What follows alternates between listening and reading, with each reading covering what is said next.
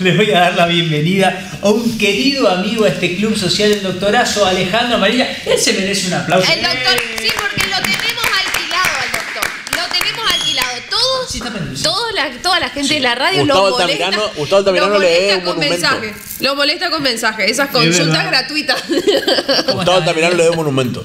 Gracias por la invitación y un gusto estar con ustedes, con la mesa joven, ¿no? Sí, esta es la mesa joven. Yo soy la voz en off. Claro, a Ale lo escuchamos siempre porque es cierto, Gustavo en la mañana fuerte sudamericana lo convoca cada 2 por 3 y yo creo que Gustavo es el que más te llama y el que menos caso te hace. La verdad que no lo controlo yo a él. Claro, está clarísimo que vos no lo controlás. No sé qué hace cuando yo no lo veo, digamos. Nadie se quiere hacer cargo de Gustavo. No, excelente, Gustavo, ¿no? Siempre consultando, ¿sí? Ahora tenemos que hacer. Sí, pero no le hace caso directamente, doctor, porque Dani es testigo. Vos sabés que estaba la noticia de Christian Eriksen, el jugador este que se descompensó en pleno partido. Y él me dijo, le voy a llamar al doctor porque no sé qué cosa que me pase lo de Christian Eriksen. Por las dudas. ¿A cualquiera le puede pasar eso? Bueno, la verdad que el tema de Eriksen fue un tema muy interesante, no por digamos, el episodio de muerte súbita. Si uno entra a internet y pone en YouTube muerte súbita en el deporte, va a encontrar un montón de videos de diferentes muertes súbitas, pero con un final diferente a lo de Eriksen. Esto felizmente... Claro que no se despiertan más, digamos. Exactamente, sí, lamentablemente en el pasado esto era frecuente y eran muertes televisadas, sí, donde uno veía cómo se manejaban en el partido, digamos, sí, en ese momento, como la desesperación de los compañeros, la desesperación, una cosa dramática, ¿no? ¿Y qué lo salvó? Y la falta la falta de asistencia, de reanimación rápida. Sí. Si uno mira ahora lo de Eriksen, que está también uno puede ver los compañeros cómo rápidamente intervienen, lo ponen en una posición adecuada, diagnostican que no tiene pulso y comienzan inmediatamente en la maniobra de reanimación, o sea, en las compresiones torácicas. Y a partir de ahí, en pocos minutos, si uno ve el tiempo, uno va mirando en el video el tiempo, rápidamente ingresa un equipo médico con una serie de aparatos colgados, que esos son los desfibriladores automáticos. O sea, son equipos, se llaman DEA, desfibrilación automático externo. Son equipos que tienen la capacidad de diagnosticar el problema. O sea, uno coloca en el tórax unas paletas que se pegan, digamos, sí, que son unas autoadhesivas, se colocan y se pegan, y el aparatito solo, sin necesidad de un cardiólogo, diagnostica de qué se trata lo que está pasando por ese corazón, si hay una arritmia, si el corazón, y si requiere una descarga eléctrica. Y si es así, te avisa, porque tiene una grabación que te avisa que te alejes de la persona, y automáticamente descarga la cantidad de joules necesarias para revertir la arritmia y volver a la vida a esta persona, que fue lo que pasó con Christian. Y en unos minutos él estuvo despierto, porque automáticamente cuando el corazón restablece su ritmo, recupera el conocimiento, el cerebro está sin sufrir, digamos, porque fue rápidamente reanimado, y recupera el conocimiento y vuelve literalmente a la vida, porque el desenlace de esto, si es que no recibe este tratamiento, es la muerte segura. Ahora, eso es en la Eurocopa. Me imagino esa misma situación acá. La Liga Correntina. No, en el país. Eso... Bueno, hace poco falleció un hombre en una cancha que estaban jugando un torneo de veteranos. Y la pregunta es si estamos preparados nosotros para este tipo de situaciones. Bueno, yo creo que esto es una evolución. Hoy ya en la Argentina hay una ley que dice que tenemos que contar con desfibriladores automáticos en lugares de concurrencia masiva, ¿sí? En lugares de concurrencia masiva. De hecho, existen programas de entrega de desfibriladores. Yo participé en algunos de ellos, donde, por ejemplo, había un programa de Fernet Branca que entregó desfibriladores a todos los clubes de rugby de acá de la zona, de la región, así que los clubes de rugby recibieron un desfibrilador y todos los clubes de la zona tienen desfibrilador automático. Les hemos dado programa, ¿cómo se llama?, entrenamiento a la gente del club en reanimación cardiopulmonar. Les hemos dado charlas porque no solo hay que tener el desfibrilador, hay que saber usarlo y hay que saber dónde está, claro, que esté a mano en ese momento donde hace falta, porque esto no nos olvidemos, en el momento que uno tiene que ir a buscarlo, tiene que estar disponible, no cerrado con llave en algún lugar. Si uno va a los aeropuertos, ve que hay detrás de un vidrio un desfibrilador, que uno puede romper el vidrio y sacar al desfibrilador para asistir a esa persona. Esto cada vez es más frecuente en el mundo, yo creo que es una tendencia. Uno dice, nosotros sabemos que la muerte cardíaca es la muerte más frecuente en todo el mundo, no solamente en los partidos de fútbol con estas muertes televisadas, por eso que estamos hablando hoy de esto, pero esto pasa todos los días en la calle, en las casas. Ahora todos preguntaron, Luis, perdóname. Sí, sí. Yo en realidad también me preguntaba si tenía que ver la vacuna que se habían puesto. Viste que todos los jugadores, todas las selecciones se habían vacunado antes de empezar a jugar la Eurocopa. ¿Tiene algo que ver? Con Sinovac. En realidad no hay una asociación de este tipo de eventos con la vacuna. Hubo alguna duda, entre comillas, si es que realmente podría tener, este jugador hubiera tenido COVID y entonces el COVID le dejó una secuela o una miocarditis o algo que puede provocar arritmia, pero no es el caso, digamos, no pasó esto con este jugador, digamos. Así que si ustedes estaban mostrando el video recién, sí, fíjense que cuando el jugador está, esto pasa en la calle en todos los días, la persona está normalmente caminando y se cae pierde el conocimiento, absolutamente tiene lo que llamamos síncope en medicina, pero cuando el síncope no se recupera, deja de ser un síncope y se transforma en una muerte súbita. Si el síncope convencional es la pérdida de conocimiento, pero se recupera la persona, que es por bajón de presión y demás. Bueno. ¿Y hay maneras de detectar eso? O sea, un jugador como Eriksen, por ejemplo, tiene controles permanentes, ¿no es cierto?, de alto nivel, digamos, de diagnóstico. Sí. Yo digo, pensando en gente como vos o como cualquiera de nosotros que tiene una vida normal, ¿a cualquiera le puede pasar esto? Lo que vos decís es, por un lado, cierto y en ambos sentidos, digamos, porque por un lado hay manera de hacer controles. Por la duda no me agito. Hay manera de hacer controles, digamos, y de hecho se hacen los controles, sobre todo en nuestro equipo. Ellos pasan por una serie, imagínate, son jugadores que valen millones de dólares, claro, por supuesto, y entonces cuando va a ingresar al equipo se someten a un montón de estudios para justamente saber de que ese jugador está en condiciones. Evidentemente, Eriksen tenía todos los estudios normales, por eso estaba jugando, o sea, tenía los estudios normales. Ahora, ¿es infalible este control en el 100% de teta? No, y está demostrado, ¿sí? Pero sí la detección es cercana al 100%, 90 y pico % de los casos podemos detectar alguna causa subyacente, claro, de una cardiopatía que pueda determinar este tipo de desenlace. Sin embargo, existen pequeños porcentajes de posibilidades que puede ocurrir entre, por ejemplo, el momento de los estudios y el día del partido. Claro. En ese lapso puede haber alguna cuestión que pueda desencadenar este desenlace. O hay algunas enfermedades que son indetectables realmente al examen y que pueden manifestarse en esta situación. Ahora, pero también hay causas que no tienen que ver con el corazón. Por ejemplo, un fallo renal, ¿sí? Que pueda desencadenar un exceso de potasio en la sangre, por ejemplo, puede provocar una arritmia y no ser una causa cardíaca directamente. Así que estas situaciones pueden ocurrir, o puede tener otra de las causas posibles, que es a veces indetectable, es que la persona, sobre todo en los casos de personas más de 35 años, Eriksen tenía 29, pero la estadística dice que por debajo de los 35 años la patología fundamentalmente es la congénita o genética, ¿sí? Claro. Y por arriba de los 35 años la patología se torna más secundaria a lo que es la enfermedad coronaria. Y la enfermedad coronaria, la aterosclerosis, es la formación de placa en las arterias. Claro. Esta enfermedad que transcurre solapada y asintomática durante mucho tiempo en la vida y que a veces también es indetectable en todos los test, pueden tener pequeñas plaquitas de grasa que en un esfuerzo intenso se pueden romper. Claro. Y al romper se forman un coágulo, un trombo, y en ese caso sí es una causa, como en algunos casos se dijo, es un infarto. En este caso no es un infarto, hay que hacer la diferencia. Una cosa es un infarto, que es la muerte del tejido Esto pegó muscular. En el palo de la muerte súbita.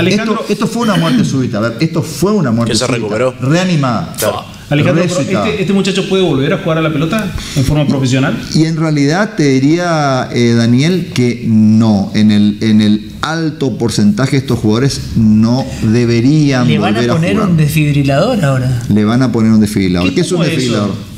¿Cómo es eso? ¿Qué le pone un aparato? Porque sí, anda con el aparato ahí. Bueno, claro, la mochila, manda una mochila encima. ¿Cómo es? ¿Vieron el que estaba en el campo de juego con el que le rescataron? Bueno, ese mismo se fabrica en el tamaño de un marcapaso que va subcutáneo. Se coloca en la piel, generalmente del lado derecho, se abre, se coloca ahí y por dentro de las venas se van unos catéteres. ¿Y que pila AA o? Pilita, exactamente, una pilita muy chiquitita. Tiene una duración bastante larga, cuando se agota por supuesto de cambiarla, cambiar el aparato. El catéter, o sea, los catéteres van por adentro de las venas y van adentro del corazón. Directamente, son unos cablecitos pequeñitos. Ale, ¿esto previene y ahí empieza a actuar el tipo? Bueno, está bien tu pregunta. Esto puede ocurrir ambas cosas, porque el desfibrilador desfibrila, o sea, si te da una muerte súbita, una fibrilación ventricular, que es la parada cardíaca, ahí arranca te rescata, te tira una descarga eléctrica, arranca el aire acondicionado. ¿Cuánto vale eso? ¿Cuánto vale eso? Arranca, y vale algunos dólares, sí. Sí. Está queriendo comprar uno la señora. Por la duda. Alejandro, pero también hay situaciones donde no es una fibrilación, es una taquicardia ventricular, que es una arritmia que por ahí no te quita el conocimiento. Entonces, el aparato puede ocurrir que te saque con un marcapaseo, digamos, aumenta la frecuencia cardíaca y puede revertirlo. Eso se programa, por supuesto, y todo, bueno, los arritmólogos, que son los especialistas en esto, los implantan, lo colocan y lo programan, exactamente. O sea que Eric se cae, por ejemplo, a la consulta así, tipo, está muy fuerte, digamos, una hora así, claro. Y viene el tipo truco, lo que nos ha pasado con los pacientes que tienen colocados los desfibriladores, nos ha pasado, yo estoy en el área de rehabilitación cardíaca, donde hacemos entrenamiento a las pacientes con enfermedad cardiovascular y muchos de ellos tienen desfibriladores colocados. Entonces hacen una actividad física y a veces ocurre que nos ha pasado que el paciente deja de tomar un medicamento betabloqueante que disminuye la frecuencia cardíaca, normalmente el medicamento, y él se olvidó de tomar o dejó de tomar el medicamento, y el aparato está programado hasta cierta frecuencia cardíaca de realizar la descarga. Y entonces ocurren descargas a veces, eso pasa. O sea que descargas con la persona despierta.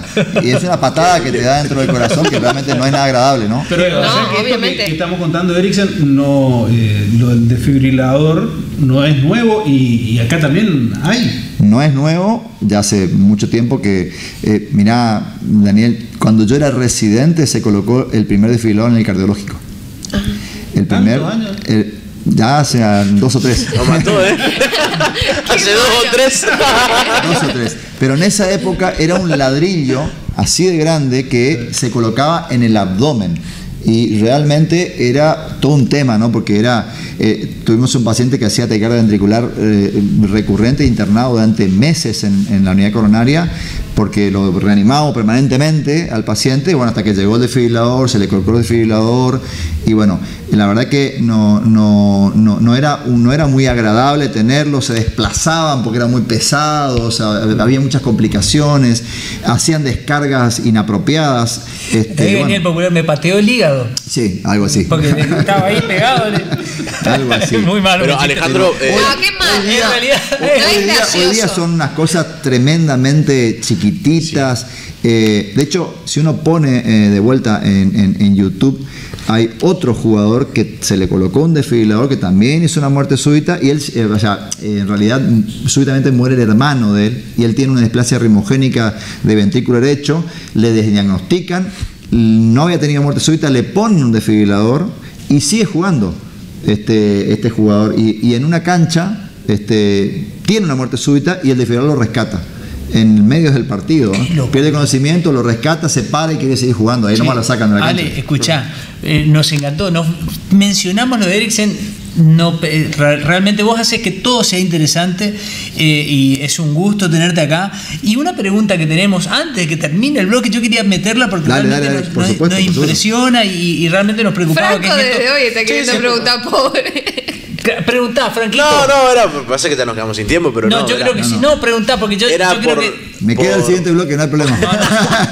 Era por más o menos las posibilidades que indican que no va a poder jugar más, al menos a ese nivel que se juega el fútbol, en ese nivel donde juega Eriksen, es mucho más rápido que un fútbol que es un poco más amateur de otras divisiones inferiores. Yo creo que no está indicado que haga ningún tipo de deporte competitivo. Acordate que uno cuando hace competencia eleva la frecuencia cardíaca, por más que juegue un amistoso. Eriksen va a subir a tratar de correr todo lo que pueda correr y eso lo pone en riesgo, digamos. O sea que está contraindicado. Actividad física va a poder hacer, pero no actividad física competitiva. O sea, eso es lo que estaría indicado y creo que nadie en el mundo de la cardiología, un paciente reanimado con desfibrilador le permitiría hacerlo. Yo te pregunto una cosa, y la tengo anotada acá la pregunta. Dale. ¿Por qué el COVID, afecta más a las personas con factores de riesgo y a los sedentarios que a las personas que tienen un hábito físico, digamos, frecuente?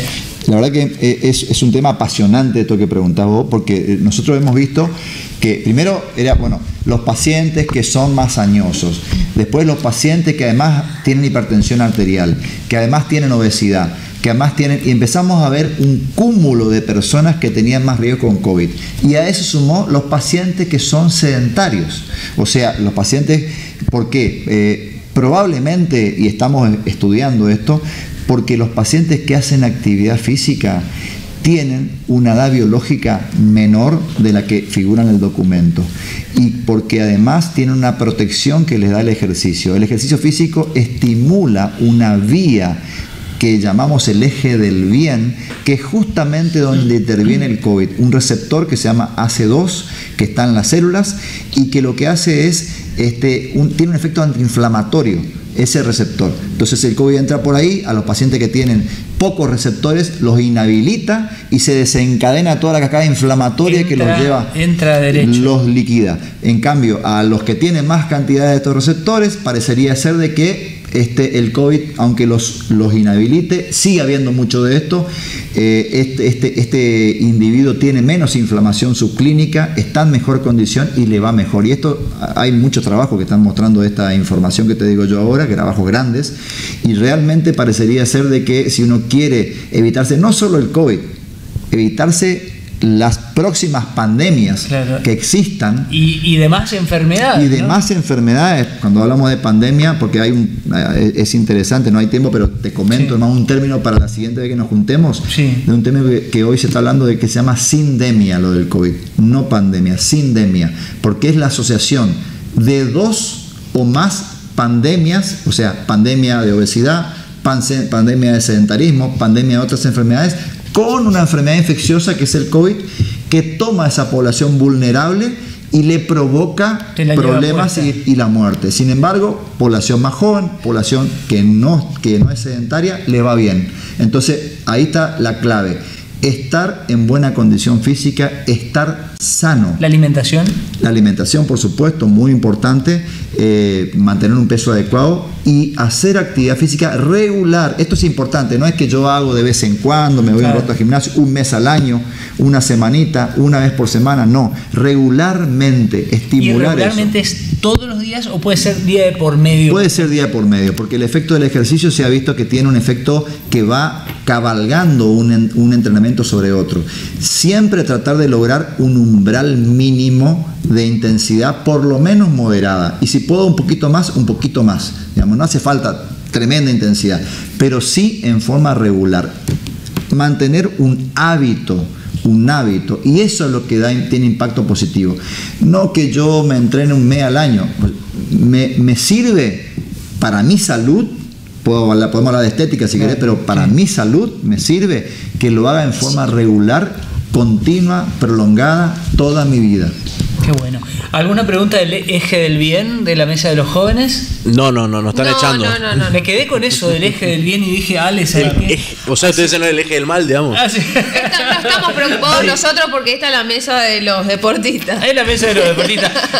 Gracias, Ale, por acompañarnos. Hasta prontito. No, cuando quieran. Acá estoy a disposición para la mesa de los jóvenes y la de no tan jóvenes.